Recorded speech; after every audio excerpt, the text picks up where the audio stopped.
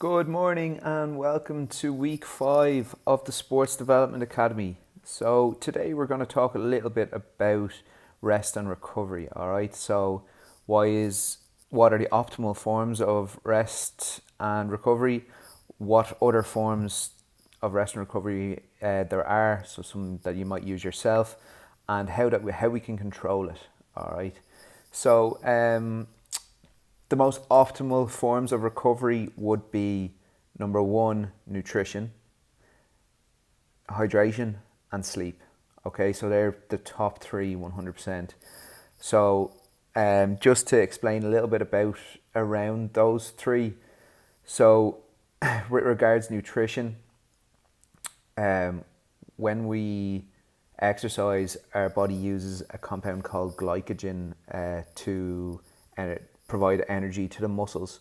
So we get this compound from carbohydrates. Therefore, after we exercise, we need to replenish those glycogen stores by eating carbohydrates. All right. Then also with protein.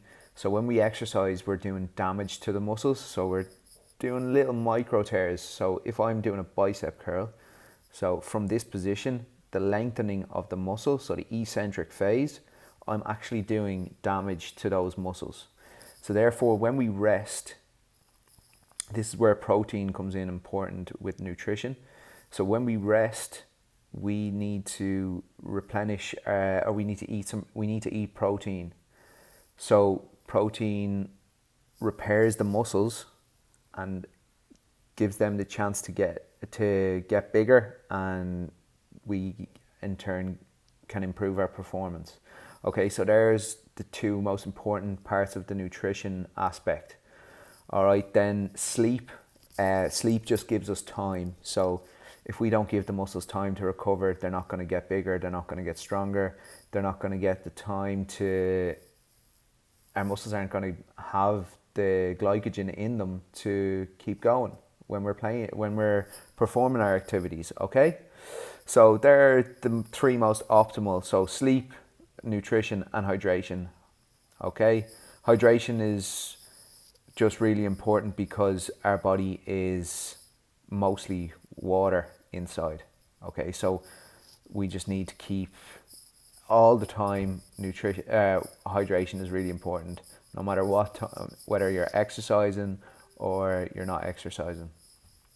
Okay, and then just a few other things. What would you think are some other forms of recovery? Just off the top of your head there, what would you think are a couple of other ones? Some of the ones I can think of off the top of my head are stretching. We have yoga, meditation, cold therapy, saunas. There's plenty of different ones. I'm sure everybody has their own little ones that they do themselves as well. And how can we control our recovery? All right, so there's lots of different strategies, lots of different measurements that we can use to control our recovery.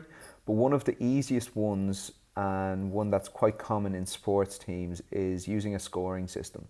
So if we give players after a game or after an activity a scoring system that they have to reach 20 points, and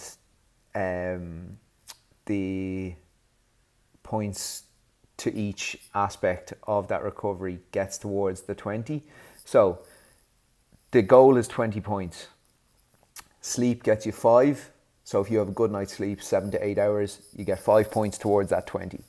If you eat your protein, eat your carbs, that's another 5 points.